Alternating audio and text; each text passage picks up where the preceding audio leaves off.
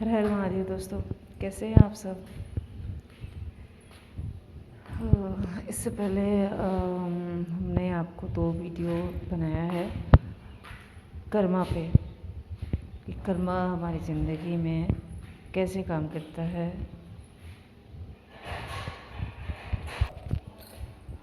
आज भी हम कर्मा पे ही बात करेंगे, बट नेगेटिविटी से संबंधित, ठीक कि कैसे कर्मा आपका बनता चला जाता है। कि बहुत लोग होते हैं जो ईर्ष्यालु होते हैं, किसी की खुशी नहीं देख पाते हैं। उनके पास सब कुछ होता है, घर है, बंगला है, गाड़ी है, पैसे हैं, मगर उसके बावजूद उनकी मेंटलिटी ऐसी होती है कि कोई दूसरा मेरे ऊपर ना आ जाए। अगर कोई एक सीढ़ी चढ़ना चाहता है, वो उसको उसके लेवल तक नहीं जाना है, उसको बस जिस स्तर पे वो है उसी स्तर से उसको ऊंचा उठना है। बट वो जो ऊपर वाला जो होता है ना, वो ईर्ष्या जो उसके अंदर जिसके अंदर भरी रहती है, तो उस ईर्ष्या की वजह से उसको एक कदम भी चढ़ना, उसको लगता है कि अरे घबराहट सी होने लगती है कि ये मेरे पास आ रहा है, ये मेरे लेवल तक आ जाएगा, फिर मेरी कोई वैल्यू नहीं रह जाएगी, इसको जल्दी से धक्का दो, इसे नीचे करो। तो खुद सुख भोगने के चक्कर में लोग जो है दूसरे को दुख देते जाते हैं, और ये दुख जो है ना हमारा कर्मा क्रिएट करता है। कहते हैं कि हम जब जन्म होता है तो हम कुछ भी नहीं लेके आते हैं कर्मा, अपना भाग्य लेके आते हैं, अपना कर्म लेके आते हैं। और ये भी कहा जाता है कि जब हम जाते हैं, जब मृत्यु होती है तो उस वक्त हम कुछ नहीं लेके जाते, तो उस समय भी हम लेके जाते हैं, कर्म लेके जाते हैं कि हमने क्या कर्म किया है इस जन्म में, वो हम लेके जाते हैं। और ये लेखा जोखा जो है प्रभु के पास रहता है। ऐसा नहीं कि आप कुछ भी कर रहे हैं, कुछ भी बोल रहे हैं, किसी से झगड़ा कर रहे हैं, किसी को उल्लुल जुलूल बोल रहे हैं, किसी का दिल दुखा रहे हैं, और अगर कोई और नहीं देख रहा है तो ऊपर वाला भी नहीं देख रहा है। ऐसी बात नहीं है, ऊपर वाला आपको हमेशा देख रहा है, हर क्षण हर पल देख रहा है, और आपके कर्मा को जो है ना नोट किया जा रहा है कि आपने किसका दिल दुखाया, किसके साथ प्यार किया, किसके साथ भेदभाव किया, आपके हृदय में किसके लिए जगह है, किसके लिए नहीं जगह है। आप जानवरों से कितना प्यार करते हो, गरीब लोगों से कितना प्यार करते हो, आप कितनी हेल्पिंग नेचर हो। सिर्फ सारी एक एक चीज़ें जो है ना ऊपर नोट की जाती हैं, और उसके अनुसार जो है ना आपको अगला जन्म मिलता है कि हमारा अगला जन्म जो है क्या होगा, आपका कर्म निर्धारित करता है।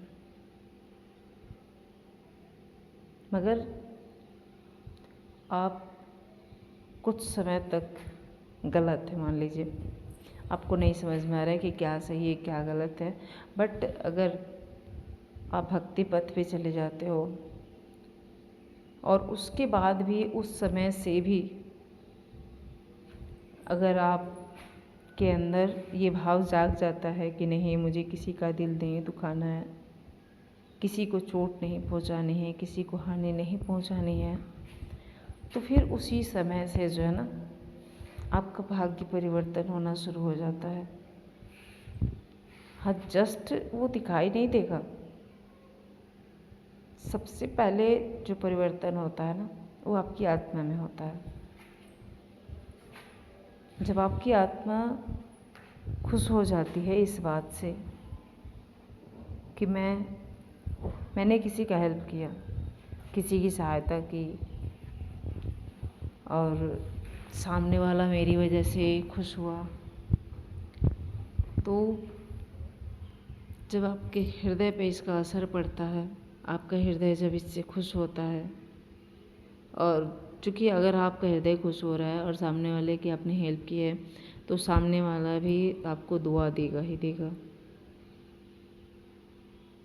तो ये सब जो कर्मा होते हैं ना, इन सबको मिला कर के फिर हम एक नया जीवन क्रिएट करते हैं। तो जो आपने गलत कर्म किया है, अगर आप फिर अच्छा कर्म करने लगते हैं, आप अपने दिल को एकदम साफ कर लेते हैं, किसी से कोई गिला शिकवा नहीं रहता है, आप सबको माफ़ कर देते हैं, तो प्रभु भी आपको माफ़ कर देते हैं।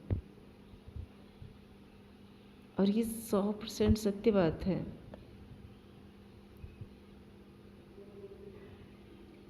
मैंने कभी ऐसा तो नहीं किया कि किसी का दिल दुखाया हो, और मेरी ज़िंदगी में भी बहुत ज़्यादा उतार चढ़ाव रहे हैं, पर यही है कि प्रभु पे हर पल विश्वास रहा है मुझे, हर पल हर क्षण। अगर कोई मेरे साथ कुछ गलत भी किया तो मैंने प्रभु पे छोड़ दिया। प्रभु मैं नहीं जानती ये मेरे किस कर्म का सज़ा है, किस कर्म का सज़ा है, मैंने पिछले जन्म में क्या किया था, क्या नहीं किया था। इस जन्म में तो जहाँ तक मुझे ज्ञात है, ध्यान है अपने जीवन का, मैंने कि जब तक से स्मरण है कि मैंने क्या क्या किया, तब से मैं जानबूझ के कभी किसी का गलत नहीं किया, कभी कुछ बिगाड़ा नहीं। अगर अनजाने में हो गया हो तो नहीं बता सकते, बट मैंने जानबूझ के कभी नहीं किया। यही वजह है कि पहले बहुत ज़्यादा मैं नकारात्मक रहती थी, पर नेगेटिव ये नहीं रहती थी कि किसी का बुरा हो। नेगेटिविटी मेरे में यही रहती थी कि पता नहीं आगे मैं बढ़ पाऊँगी कि नहीं बढ़ पाऊँगी, क्या मैं यहीं तक सीमित। मगर फिर भी एक अंदर से आवाज़ आती थी कि नहीं पूर्णिमा, तुम बस इतने के लिए नहीं बनी हो,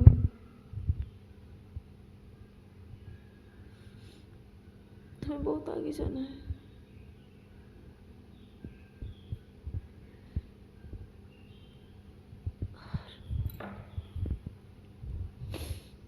और उसका असर दिख रहा है अब।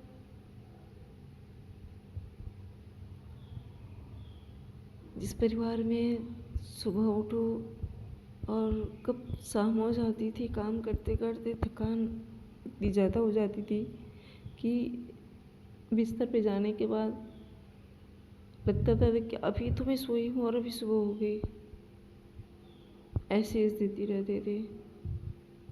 बट प्रभु पे विश्वास और उनकी भक्ति का असर है कि आज मुझे अंदर से जो एक खुशी महसूस होती है ना, उससे बयान नहीं किया जा सकता, उसे एक्सप्लेन नहीं कर सकते कि वो अंदर से कैसी वो एक कैसा वो एहसास होता है। और जब भी मैं प्रभु को भोग लगाती हूँ तो मुझे रोना आ जाता है। मैं रोती नहीं हूँ उस समय, जब मैं प्रभु को भोग लगाती हूँ उस वक्त अपने आप ही, जब मैं वो बैट लेकर के और उनको खिलाने जाती हूँ, अपने आप ही आँखों से जो है ना आंसू छलकने लगते हैं, और ये एहसास होता है प्रभु यहीं है, उपस्थित हैं, और वो स्वीकार कर रहे हैं कि मैं उनको खिला रही हूँ। कई बार तो यूनिवर्स मैसेज जो आते हैं उसमें भी एहसास हुआ मुझे, बहुत अच्छा लगता है। तो कभी भी जो है ना, चाहे आपके पास पैसे हो या ना हो, फिर भी कभी गलत कदम नहीं उठाना चाहिए, क्योंकि सच्चाई जो है ना, और आपके सही कर्म, आपकी सत्यता आपके आसपास के लोगों को दिखाई दे या ना दे, पर ऊपर वाला तो देख रहा है हमेशा। आपको फॉलो, आपको गाइडेंस भी करता है वो, आपकी आत्मा के रूप में। आपके अंदर से एक आवाज़ आती है जब आप गलत करने जाते हो, आप कोई काम करने जाते हो, किसी को जवाब देने जाते हो, तो अंदर से आवाज़ आती है। बट ये कि आप सुन रहे हो कि नहीं सुन रहे हो, इस पे निर्भर होता है। अगर आप सुन रहे हो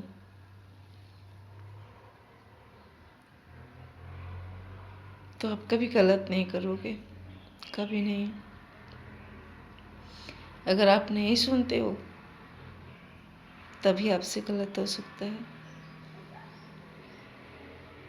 तो अपने मन, अपनी आत्मा की बातें सुनने के लिए आपको थोड़ा सा मेडिटेशन करना होगा, ध्यान करना होगा, मंत्र जाप करने होंगे, तब जाके इस लेवल पे आप पहुंच पाते हैं कि आप अपनी आत्मा की बात सुन सकें। आपकी आत्मा पुरानी है कि नहीं है, इस बात पे भी निर्भर करता है आपकी भक्ति, आपकी बातें, आपकी सोच विचार, सब इस पे निर्भर करते हैं। तो हमेशा पॉजिटिव रहें, पॉजिटिव सोचें। लोगों, जो भी लोग आपके आसपास हैं, अगर वो आपको नीचा दिखाने की कोशिश करते हैं, नीचा दिखाते हैं, तो बस ये समझ के आप उन्हें माफ़ करें कि शायद पिछले जन्म में ये मेरे, शायद मैं इनको परेशान कर रही हूँ, और इस जन्म में कर्मा कार्मिक बन के आए हैं और मुझे परेशान कर रहे हैं। तो बस ये बात समझ के और आप उन्हें माफ़ करते चले, और जितना आप माफ़ करते जाएंगे ना, उतना ही आपका हृदय साफ रहेगा और हमेशा खुश रहेंगे, हमेशा प्रफुल्लित रहेंगे, मन आनंदित रहेगा आपका। कोई कुछ भी कहे, कोई असर नहीं पड़ेगा, क्योंकि जहाँ गंदगी रहती है वहीं पे दूसरी गंदगी भी आकर के जो है ना इकट्ठा होती है। पर आपका हृदय साफ है, तो अगर किसी ने थोड़ा सा कचरा डालने की कोशिश की, तो आपके विचार रूपी जो हवा है वो उसे उड़ा करके बाहर फेंक देगी, और आपका हृदय फिर से स्वच्छ हो जाएगा, शुद्ध हो जाएगा। और शुद्ध हृदय के साथ अगर आप जीते हैं तो उसमें प्रभु का वास होता है। शुद्ध हृदय में ही प्रभु वास करते हैं। वीडियो काफ़ी लंबा होता जा रहा है, तो हम यहीं पे एंड करते हैं। कल हम फिर मिलेंगे आप सबसे। धन्यवाद। हर हर महादेव। वीडियो पसंद आई हो तो प्लीज़ लाइक शेयर सब्सक्राइब ज़रूर कीजिएगा। हाँ, आपको लगे कि कोई ऐसा है जिसको हम ये वीडियो शेयर कर सकते हैं तो प्लीज़ शेयर कीजिएगा और कमेंट भी कीजिएगा आपको इसमें से कौन सी बातें अच्छी लगी। आप क्या क्या करते हो, आप मंत्र जाप करते हो कि नहीं, ध्यान करते हो कि नहीं। ओके, हर हर महादेव।